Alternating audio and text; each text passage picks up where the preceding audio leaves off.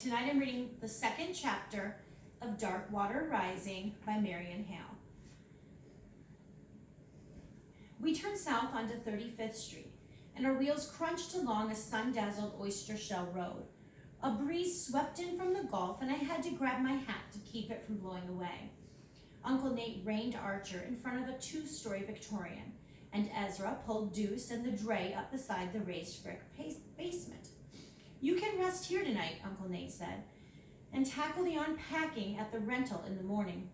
I jumped down, already taking in the house, the large veranda draped in vines, and the barn out back. With the dray, the buggy, and the hired man, it appeared Uncle Nate had done well for himself here in Galveston. This was far grander than what we'd had in Lampasas, and when I looked at Mama, her eyes shimmered with excitement. Aunt Julia waved at us from the top step, while 10-month-old Elliot squirmed in her arms.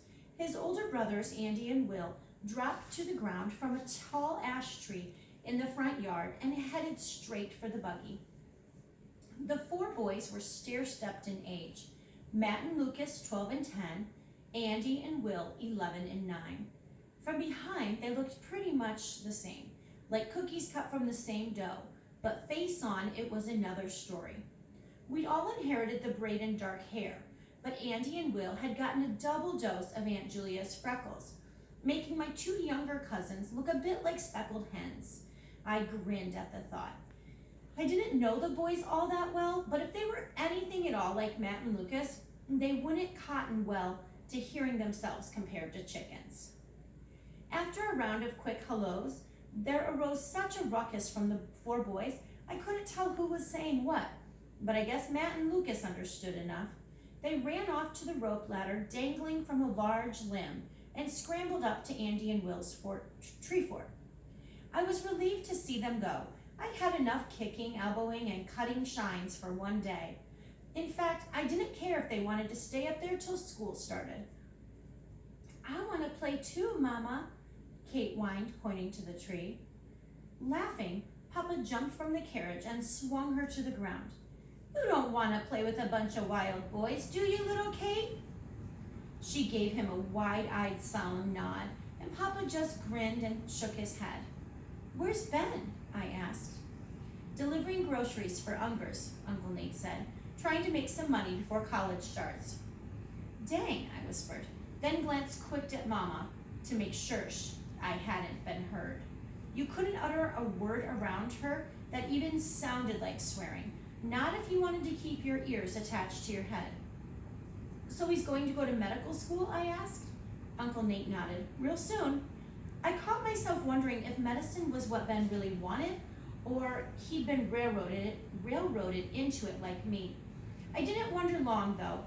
Ben always did have a light about him, something clean and simple that no amount of bad seemed to touch. If anyone should be a doctor, it was him. And now I was thinking on it, Lucas just might have a smattering of that too. I'd seen him pluck ants and June bugs from his bathwater because he couldn't stand to see them drown. And this spring, he'd nursed a newborn orphan mouse he'd found in the brush behind the house. Mama complained that the last thing this world needed was another mouse, but he wouldn't give it up until it was big enough to eat on its own.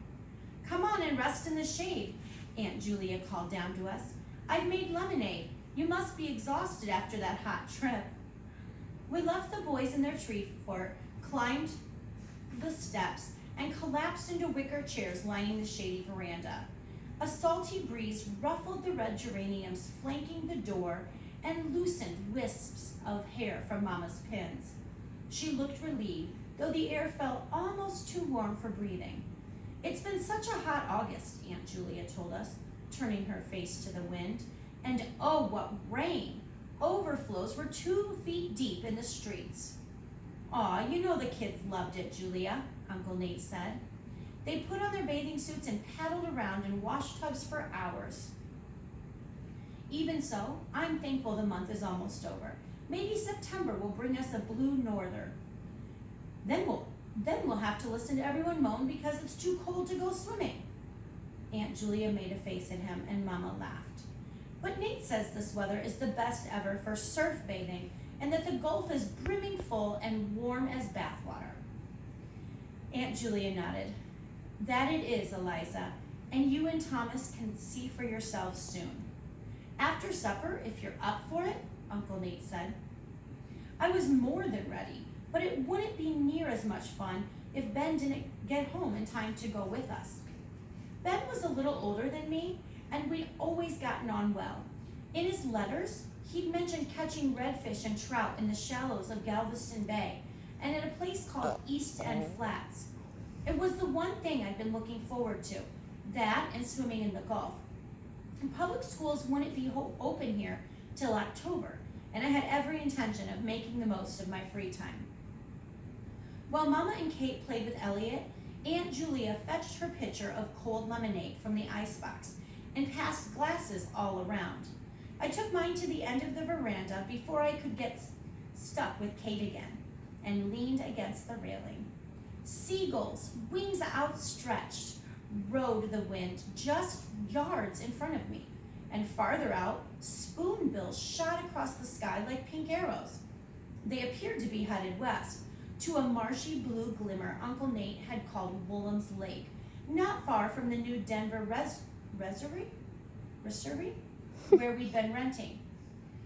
After a while, Mama and Aunt Julia went in to start supper, and behind me I heard my uncle's voice rise in pitch, reminding me of the day he talked Papa into moving. He mentioned the new construction job on Sealy Avenue, and Papa would be in charge of. A grand house, he said, with rounded bays and porches. I half listened, more occupied with kids, dogs, and passing carriages than with hearing how Papa would soon be doing everything he was denying me. I saw a flash of blue and turned my attention to a buggy down the street near Broadway. A girl had stepped out with an armload of packages, and I leaned over the spindled railing for a better look. She shifted her parcels, offered an awkward wave to a friend inside the buggy, and turned toward a front gabled cottage. I watched her run up the steps, her straw blonde hair swishing from side to side, her shiny blue dress lit with the sun, and as she disappeared inside, I heard Papa mention my name. Pardon me. Seth's a good worker. He could handle the job, I'm sure. Uncle Nate nodded. Might as well let the boy save toward his own college tuition, right? I stared at them, a wrathy heat already building inside me. They were planning my life again, probably lining up delivery work like Ben was doing, just so I could help pay for those blasted college courses I never wanted in the first place. I thought about all the fishing days this would cost me, and my anger swelled. Well, it wouldn't do them any good. I might work the job, but I'd made up my mind about a few things. I'd be planning my own future from now on, and college wasn't figured into any part of it. Uncle Nate turned in his seat. Seth, I think we've got some news you might be interested in.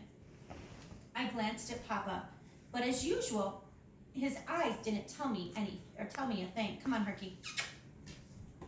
A man named George Farrell, Uncle Nate said, is foreman for a half block of rentals going up east of here, near the beach. He told me yesterday that he'd lost 2 men, and I told him that I thought you could easily fill one of those positions. Shock must have shone all over me, because he took one look at my face and laughed out loud. He patted an arm on the wicker chair beside him and said, "Sit down, boy. I can't tell whether you're mad or glad." But I couldn't move. I looked at Papa full of questions, and he nodded. It's a real offer, Seth. You can work as a carpenter's helper until school returns, as long as you agree to save 3/4 of your pay toward college. I opened my mouth, shut it again, then managed a, "Yes, sir, I'll save it." Good, Uncle Nate said. Then you can start Tuesday after Labor Day. You should be settled into the new place by then. He pulled a piece of paper from his pocket. Here's the address. You'll work every day but Sunday. Think you can handle that? Yes, sir, I can. Thank you, Uncle Nate. Smiling, he turned back to Papa. And while they discussed the latest building trends, I just stood there, too amazed at my good fortune to hear a word they were saying. For weeks I'd been stewing in my own misery. And now, in just 4 days, I'd be working as a real carpenter. This was my chance to prove to Papa that I had talent, to make him realize that I needed to work with my hands, outside where I could breathe. And if I had to put money aside for classes I'd never attend, so be it. I turned my face to the salty wind, toward the beach where I'd be working. Come Tuesday, I'd show him.